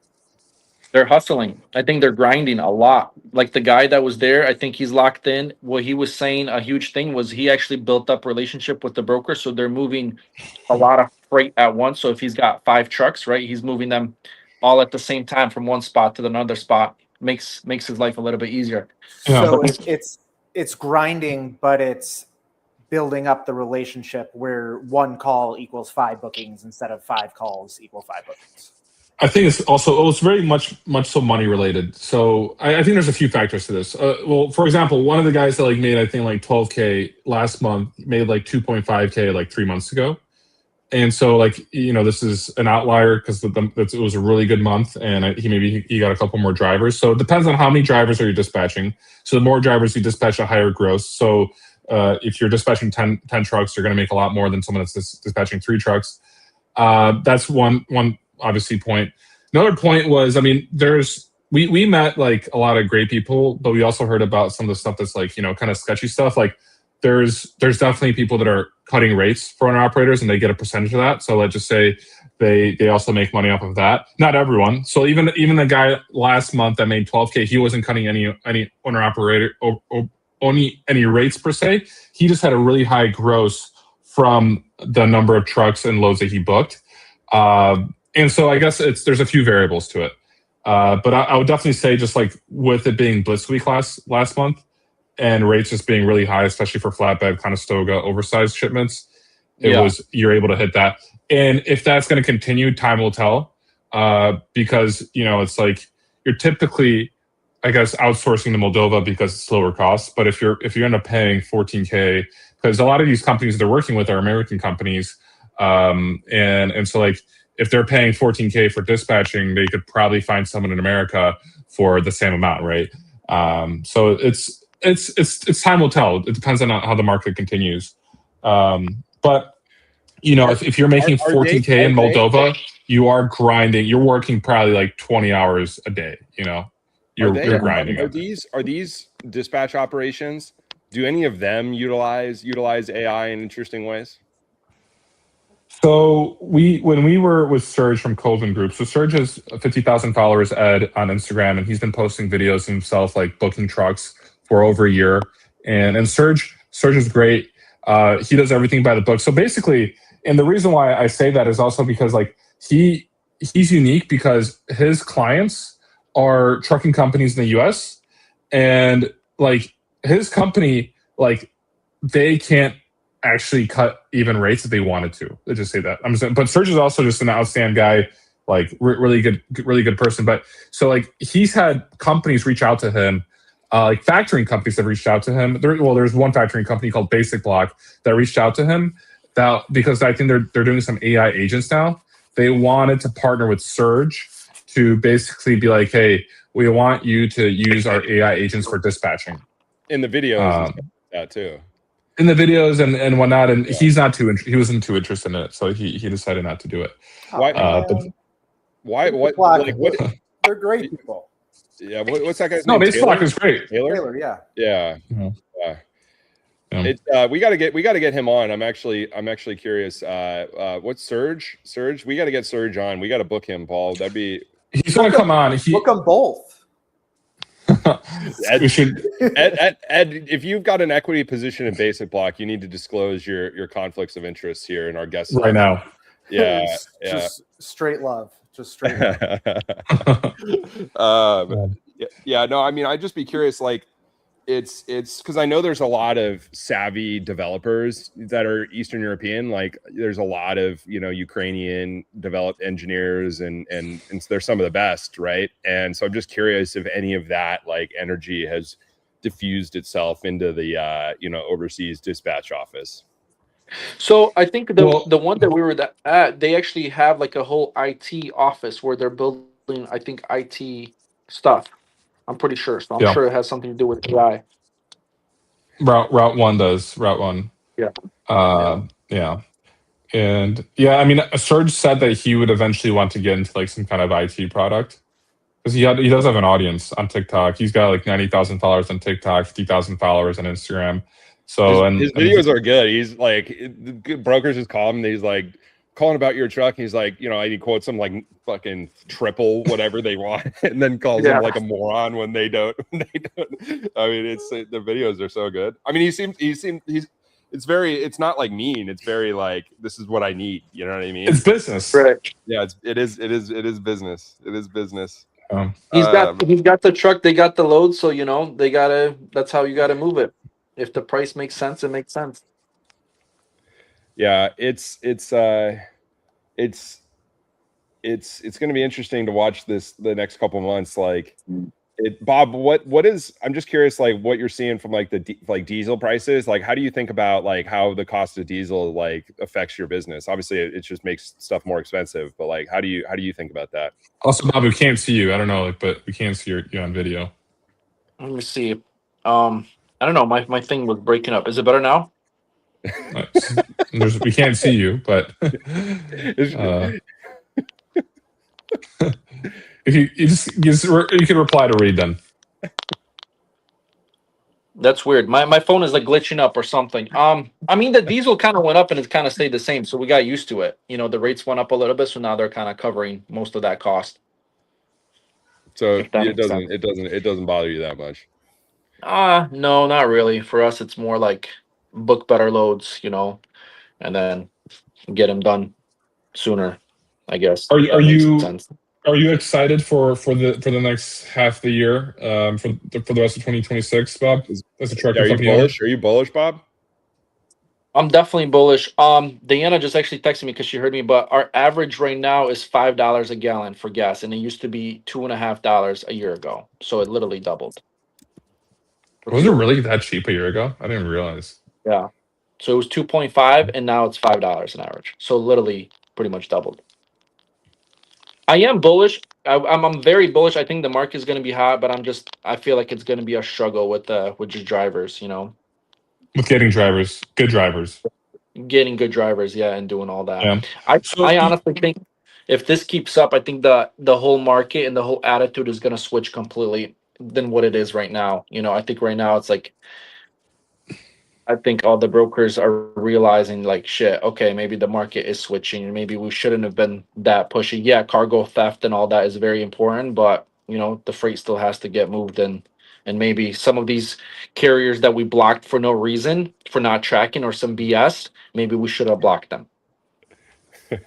Yeah, I agree. I mean, I guess the market dictates kind of the behavior of both parties. It has historically. Will that continue? Yeah, because of the liability. I think so. The safety issue is going to be the safety is going to be much more important for brokers now, right? So when they're going to be looking at carriers who they're going to be operating with, they need to have a good safety score. But yeah, no, it's interesting. I do like Bob. So you basically think that the administration of FMCSA has gone too far when it comes to kind of going after non-domiciled CDLs?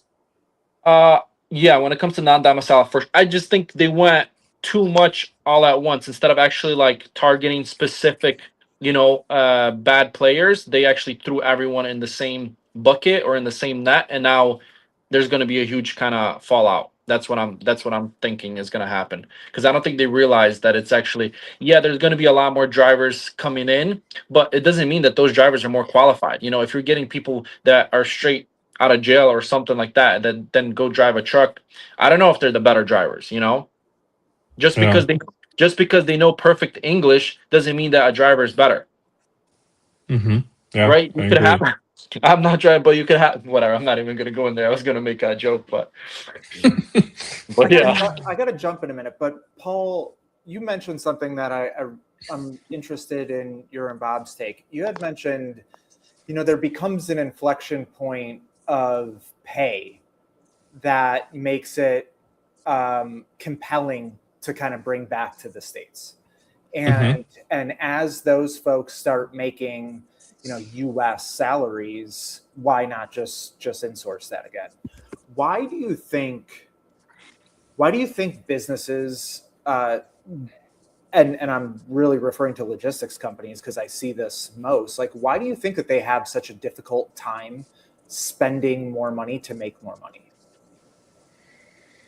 It's like when profit margins go up, they have a problem paying those folks, and they're like, well, why am I paying this guy $14,000? Why does this guy deserve a G-Wagon? Like, I should probably bring that back to US and pay the same. But when the market goes down, they're going to want to outsource again. Like, why do you think when companies do well, why do you think that they have a problem writing that check?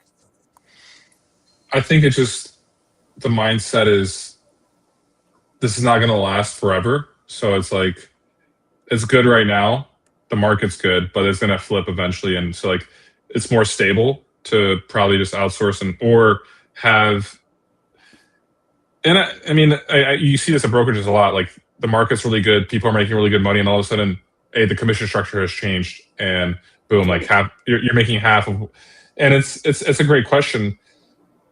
I don't know. I mean, I think people are greedy. Inherently they're greedy, right? They want to leave more for themselves. Hey, and I think that's. Hey, Paul, that's probably the reason. before we let everyone go here, pull up the picture I just texted you. I think this is the flyer you got, or the poster you gotta.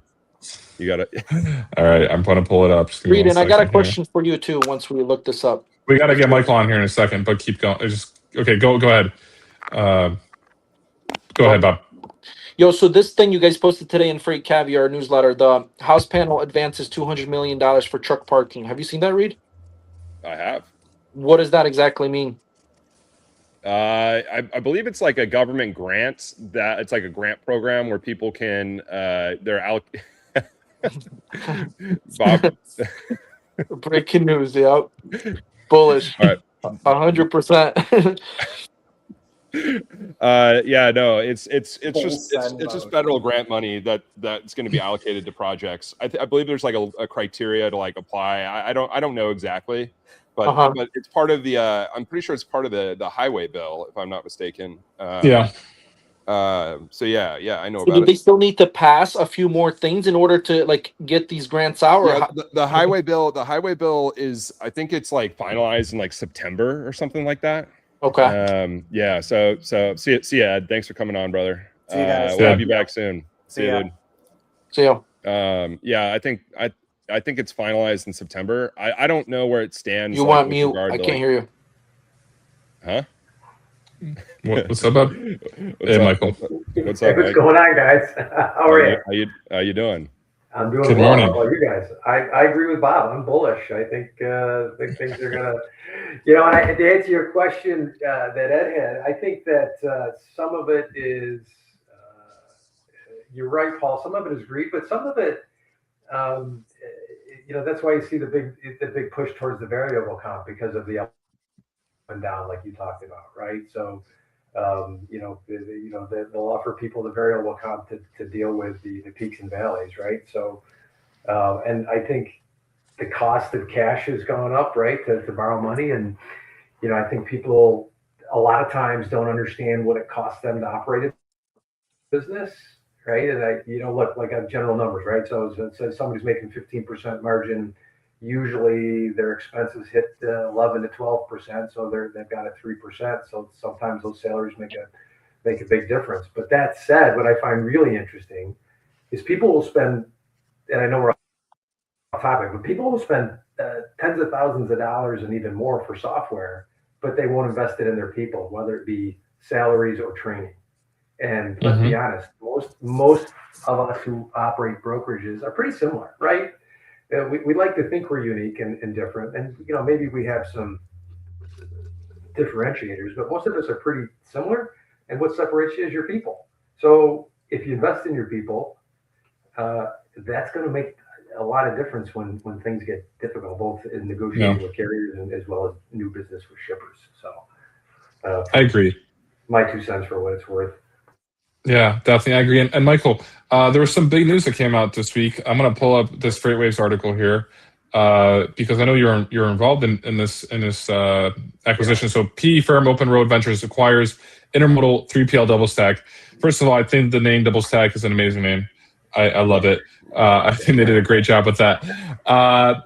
So I know you're partners with Ron, because Ron, if you could just kind of introduce yourself and let us know what about this acquisition and how you're involved, I think that'd be very, very helpful.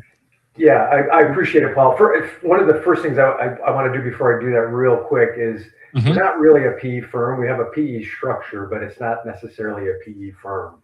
Okay. But we can debate that and discuss that and have some discussions. So, my name's Mike Riccio with More Than Miles Consulting. I operate a coaching and consulting business for the logistics space. I work with typically smaller to mid-sized brokers and help them with strategy and their long-term growth. And I'm partnered with 7 other individuals. Ron Faraday from ARL Network is one of those individuals. And we've created a platform that is approaching strategic, like-minded brokers, like-minded individuals that are looking to grow, or maybe they're looking to retire. They don't have a succession plan. There's Bob. We don't have a succession plan. Maybe going a traditional private equity route is not something that's interested to them, and a strategic alliance isn't really what they want to do. And kind of on a top level, Paul, what we're doing is we would come to you, and let's say that we would agree on a number for your company. We're going to buy a certain percentage. We're going to invest typically around the 70 to 80%. So when you close, you're going to get that percentage in cash on that day. Your name stays the same. You still operate it. Your people still operate it. And then our goal is to provide resources to help you grow. And what we really want to do is find some strategic brokers that complement each other. And quite frankly, have the owner, buy 2 or 3 a year. Have those owners. We're going to create an advisory board, and those owners are going to build some trust and hopefully do some cross-selling, hopefully talk to us about what can be consolidated and what should not be consolidated. Our goal is not to come in and consolidate everything and strip out the expenses to raise the EBITDA. We really want to provide resources because we're transportation people, right? I worked in a family trucking and logistics firm. Ron runs a logistics and trucking firm. The other individuals involved run a logistics firm. So we understand and are empathetic to what it's like to bootstrap your business and get it to a certain level. And we want you to be, part of something bigger. And then we're going to, 5 years from now, package that up and sell it. And then you sell your remaining percentage at the same multiple that we sell. So hopefully you get 2 bites of the apple. Mm-hmm. You get to be part of something bigger. You get some resources, both financially and then possibly other service wise, to help you create and grow. Mm-hmm. And while the model is not extremely unique, we just closed our first deal. We've got another one that is in an LOI signed with a broker who does a lot of refrigerated work. That is, we're in due diligence that should close at the end of the summer at the latest. And we hope to do a couple of deals a year. And then I know it sounds altruistic and sounds salesy, but quite honestly, Paul, having lived that journey, and I saw my in-laws grow their business, sell it, and have that go bad and not go the way we wanted. And then the family started the new business. And grew it from 0 to 350 million when I left the family business. So I know what that journey's like, and we really want to help people grow. Yeah. Michael, how many do you think that there's a lot of kind of these small to medium-sized brokers? You guys hear me now or no? Yeah, we can hear you, Bob. I wasn't sure. I wasn't sure if I was like locked out or not. I don't know if it's we my can hear phone you. or. Can you hear us? Okay, perfect. Michael, so I'm just curious if you could kind of, because it was a lot. I'm just trying to understand. So you help brokers if they want to sell it, like if I have a small Yeah. brokerage, right? Yeah. And if I wanted to Yeah, sell if it, you would help me. if you we would buy a percentage of it. You would still run and operate it. You would, like I said, you would get cash when we closed, and then when we will grow to a certain size, and then we want to sell that whole entity, and then you cash out your second portion. Yeah. To answer your question, I do think there's a lot of people that are in that boat, right? There's there's a lot of people that are 25 to 75 million, really worked hard to get their business to that point. Things are changing really fast with technology, as you guys know. Things are changing with regulations, as you guys know. You're looking at your business and maybe you're like, hey, I don't have a succession plan yet. What am I going to do? What's the next move for me? We feel because we're transportation people, we're it's a little bit different than. Is there a lot of uncertainty about the future? Is there a lot of uncertainty about like the future landscape? If I may, real quick, just because I think this is important. So you acquired, Open Road Ventures acquired a 3PL that's focused on the intermodal market, right? It's just a regular brokerage that mostly does intermodal. Yep. Okay, and then now you're working on a deal that's with a brokerage that does a lot of refrigerated freight, right? Okay, so and then the model is that you're getting probably from I guess different parts of the logistics ecosystem. You're acquiring brokers, and then you're going to kind of create one mega broker that does all these services. No, each one is going to operate independently, and where can they cross sell? We're going to sell the Open Road platform that each one of these is running their own operation individually in their verticals. We may consolidate services, right? Can we consolidate insurance? Can we consolidate, maybe a vendor that everybody uses? Does it make sense to consolidate backroom functions of, billing or receivables? But we want the group to bring that to us. So we're not creating one big brokerage. It would be, Paul's brokerage operating under, like a Marriott, like a hotel, like a Marriott or Hilton, like a franchisee underneath the Open Road brand. But your name would be Paul's brokerage operating, an Open Road company. And we're going to sell Open Road, but each one of those platforms. So when you sell Open Road, the company that would acquire it, whoever would acquire it basically as one package. And then they would choose how to navigate. Correct. It could. We're and that's part of the conversation is we don't know what that will look like. There are people they could operate it individually. They could say, look, we're going to consolidate it. Our goal is to build it to between 350 and 500 million top line. Revenue. And you've cashed out your second time, and you may have the opportunity to stay on with that new entity that buys it, or you may decide, look, it's time for me to walk away. Sure. Michael, have you ever thought of acquiring a trucking company? Having lived that life and having 3 brother-in-laws who are currently in the trucking business who own around 600 trucks, no. Nobody wants us. Nobody wants us. Look at my father-in-law was a truck driver, Bob. I worked at a trucking company for many years. The company my brother-in-law owns called Leonard's Express. They own a whole bunch of trucks. I see how Leonard's Express to make money. They're in like Pennsylvania or something like that, right? They have an office there. They're based in upstate New York. New York. In 2001, myself, my wife, my in-laws, and my brother-in-laws, and a family friend, and started Leonard's in 2001. No way. That's from Rochester. I'm from Rochester, right? Yeah. I'm in Canandaigua, south of there. That's if I need connections there, you got me. So I'll make a really long story short. We were just we were an agent operation in the early 2000s. Over the course of time, we acquired bought trucks, and then bought some trucking companies and grew the business. And my wife retired 10 years ago. My in-laws retired, and then in 2021, I was in charge of sales and business development. And in 2021, I went to my brother-in-laws and said, "Look, I really like to do something different. I want to step away without burning the bridge professionally and burning the bridge with you personally. We love each other. We get along. We might have had differences of opinions at times, like most families do. But so to answer your question, Paul, we're strictly staying non-asset, specifically equipment. Double Stack does own some rail trailers, but we felt that there was some strategic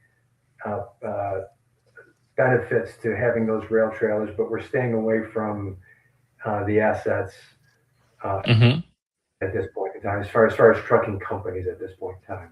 Sure. So you're, I mean, I guess I'm not sure if this is the right question, but like you're quite bullish on intermodal freight. It seems like, at least, like, what was the reasoning maybe behind the acquisition of Double Stack?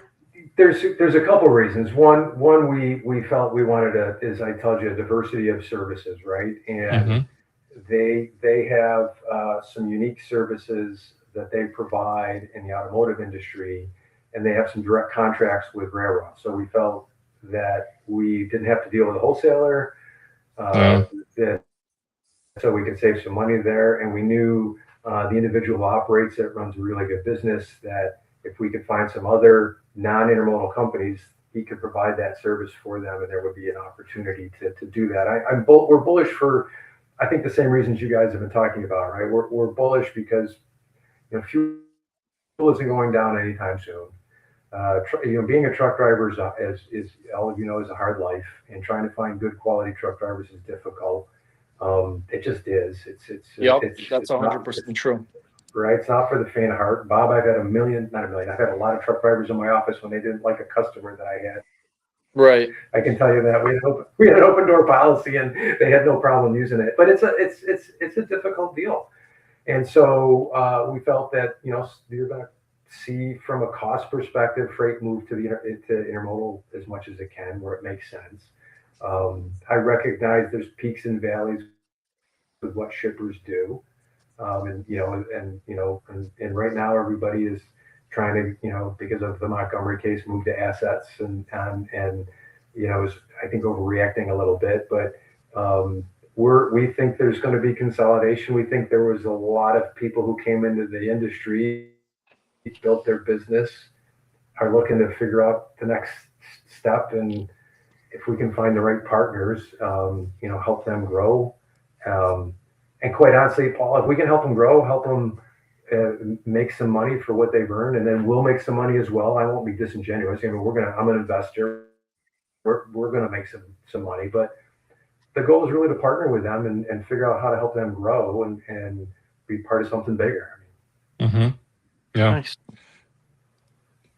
But Reed, we can't hear you. Yeah, Reed, you're on. All right, now I'm back. Reed's mic doesn't work. Bob, can you hear me? Yeah, hopefully the mic stays up. What is going on, Bob? Can you hear me?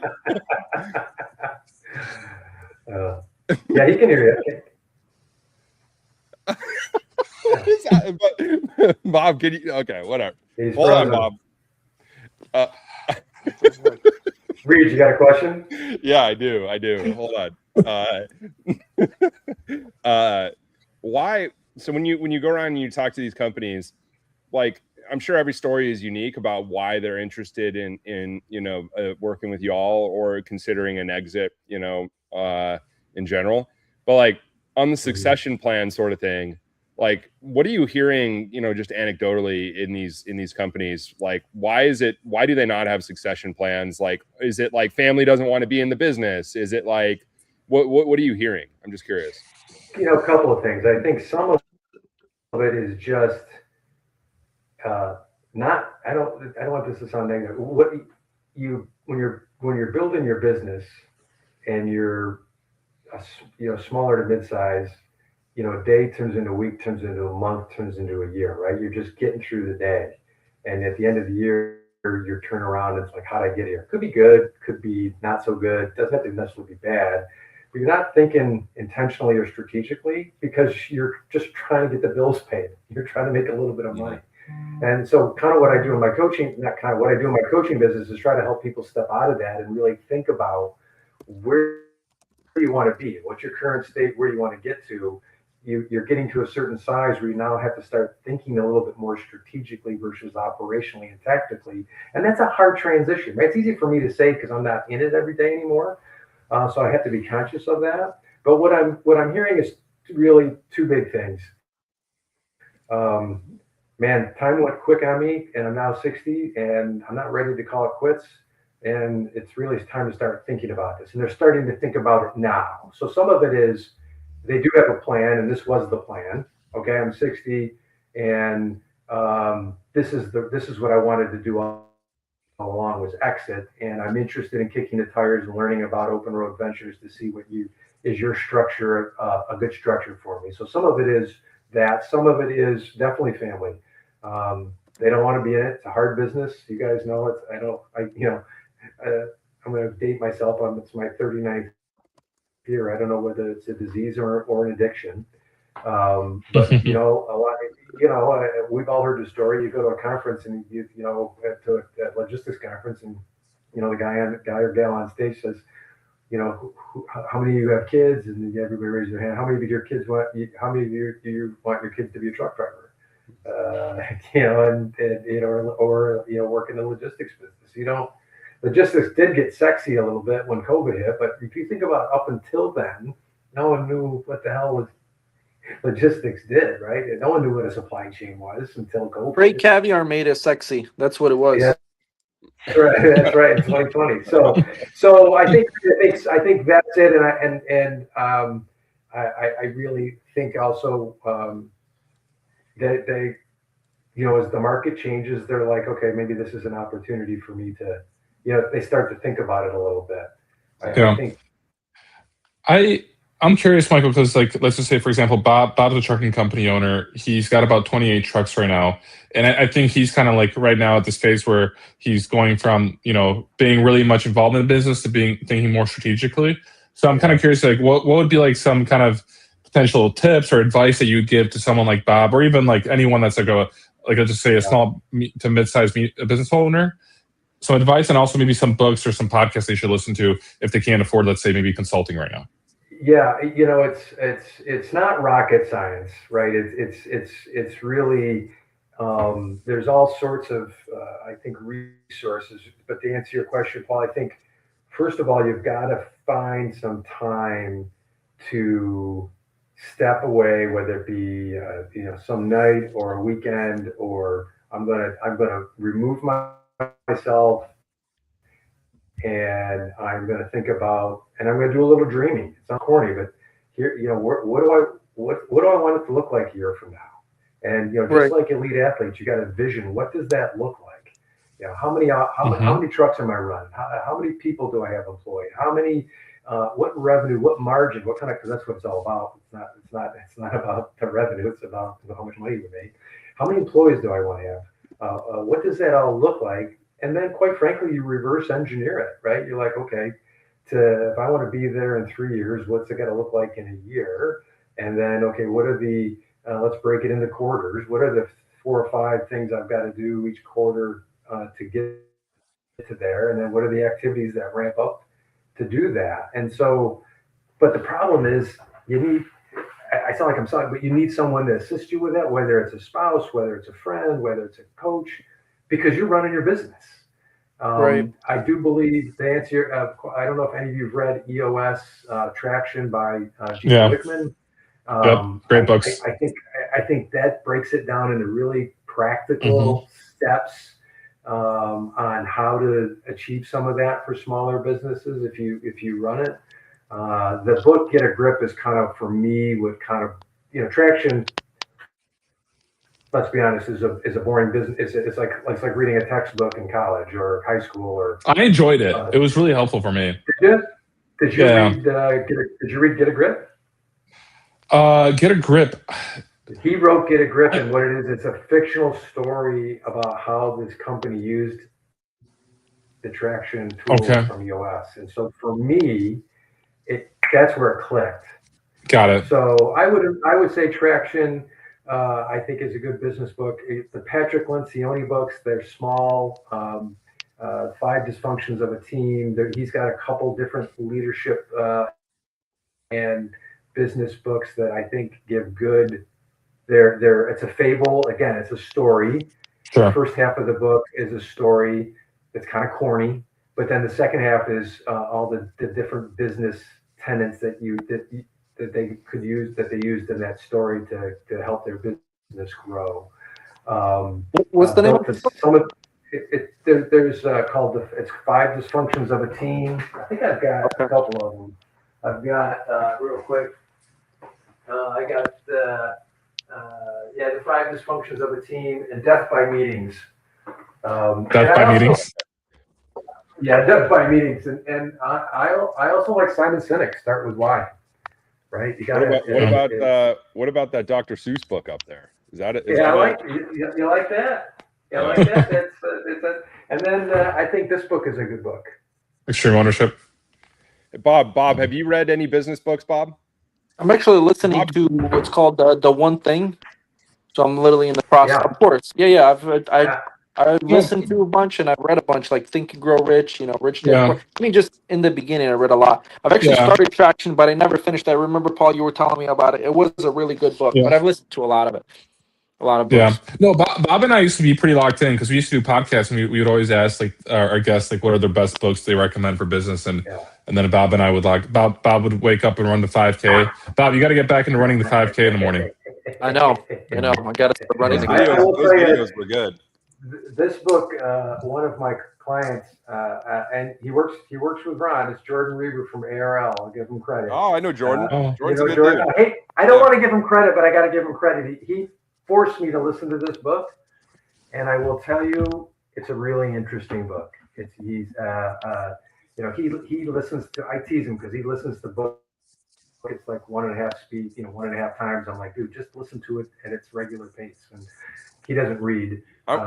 So it's a good book. It's got great prompts. It's really an interesting take on AI and puts it in practical terms and puts it in terms some prompts that I would not have used it in that manner. I think it's really cool. Very I might be in rare. Well, actually, I'm probably not rare. I don't think I've literally ever read a business book. The last, is 0 to 1 a business book by Peter Thiel's book? Yeah, that is a business book for sure. Yeah, I think so. I read that when that came out. That's a good book. That was a good book. That might be the only one I've ever read, actually. You just read Dr. Seuss, huh? You kind of have. Dr. Seuss, man. There's a lot of practical advice in that book, man. Yeah. I haven't read. I'm not a nonfiction guy, like really at all. I'm a nonfiction guy. You don't like it? So you're a fiction guy? Do you listen to books? The last piece of fiction that I read, the last big book that I read was Count of Monte Cristo, and that's the best book of all time in my opinion. I read the Odyssey occasionally. A little light reading, Reed. Yeah, I mean, I'm a yeah, I don't know. I mean, I like stories. I just have a hard time consuming nonfiction unless there's business books that kind of go with storytelling. I think I was talking about that.